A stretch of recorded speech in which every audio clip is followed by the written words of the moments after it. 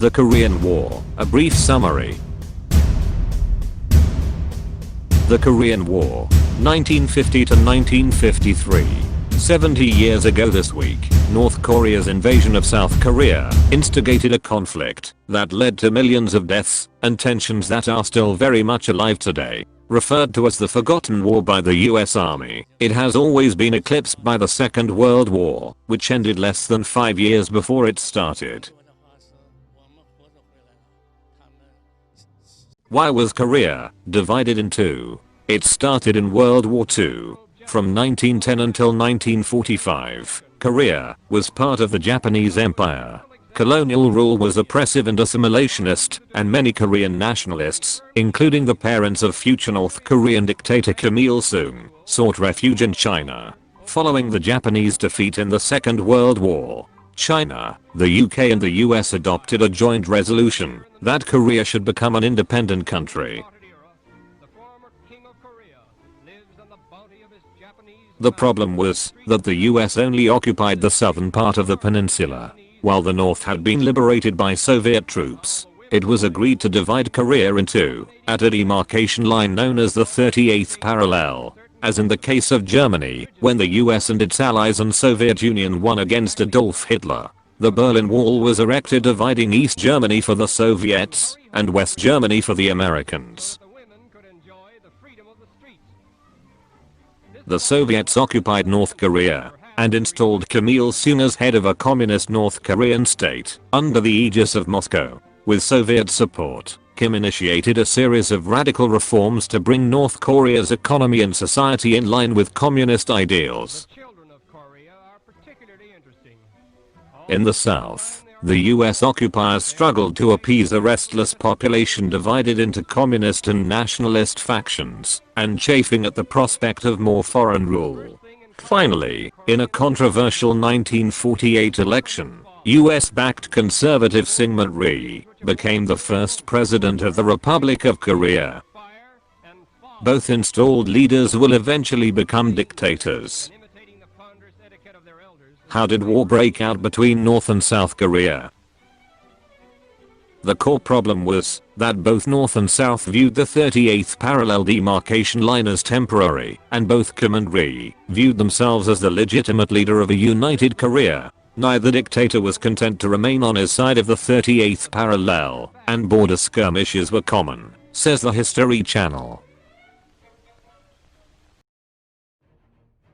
The war began in the summer of 1950, on June 25, 1950. With approval from the Soviet Union, the invasion of the South was launched. The 75,000-strong North Korean army, alongside smaller troops of Chinese militia, backed with Soviet arms and tanks, crossed the 38th parallel and easily overwhelmed South Korean forces in a surprise attack, starting the Korean War. The unexpected surprise attack pushed the South Korean forces and the small number of American troops in the country to the southeastern corner of the peninsula, holding a line around the city of Busan.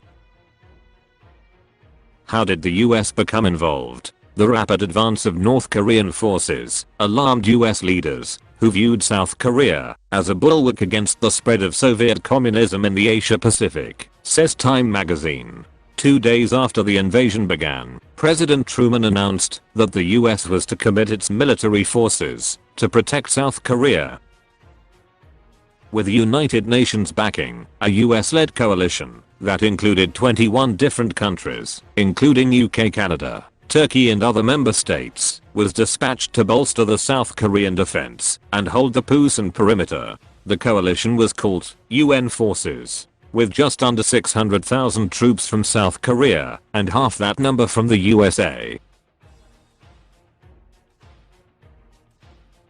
Mao Zedong became worried. 1 year earlier the communists had succeeded in conquering China, forcing the legitimate Chinese government into exile on Taiwan. The new People's Republic of China, with its new leader Mao Zedong, was an enigma. Mao believed that the UN troops would then invade his country in order to restore the legitimate government.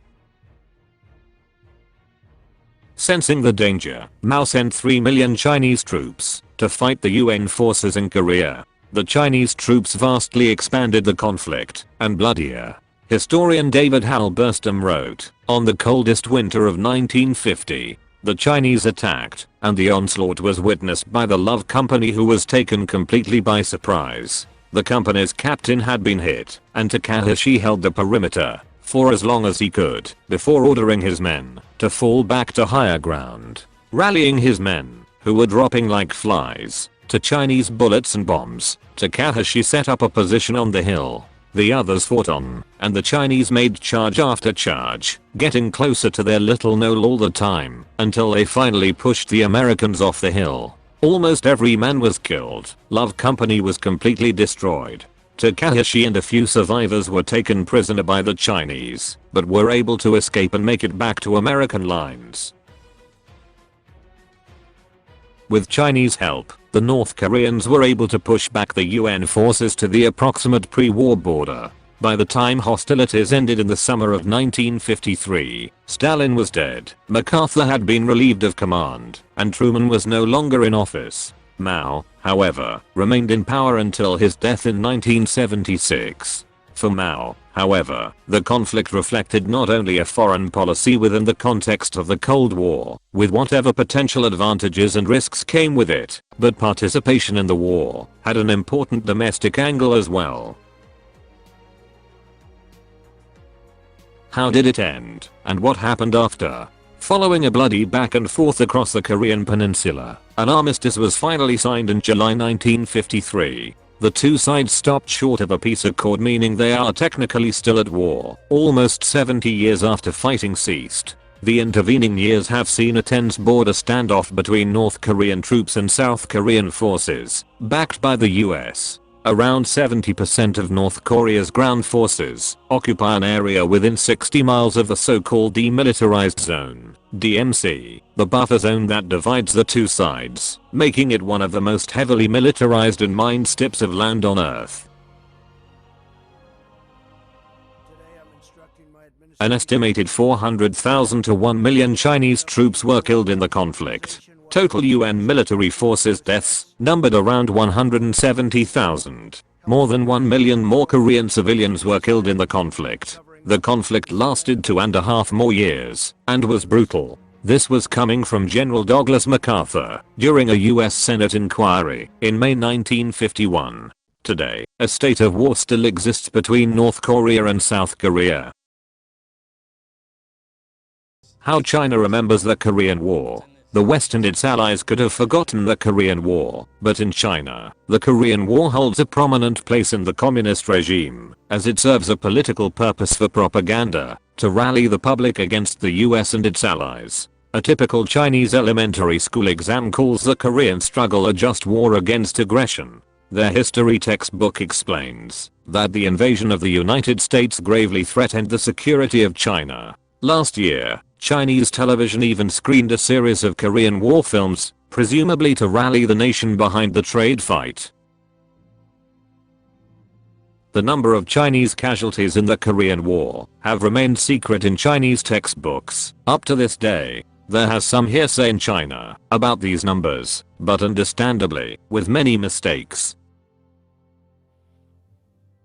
No one can deny that Chinese soldiers fought bravely, but this official perspective glosses over the war's origins, with vague phrasing, implying that the United States attacked China, and it significantly understates China's official casualty toll. In claiming a defensive war against American aggression, it ignores the many other nations that sided with South Korea. And as the Chinese scholars Zhihua Shen and Yafeng Zia have noted, it neglects Beijing's role in dragging out the armistice talks, which lasted 2 full years.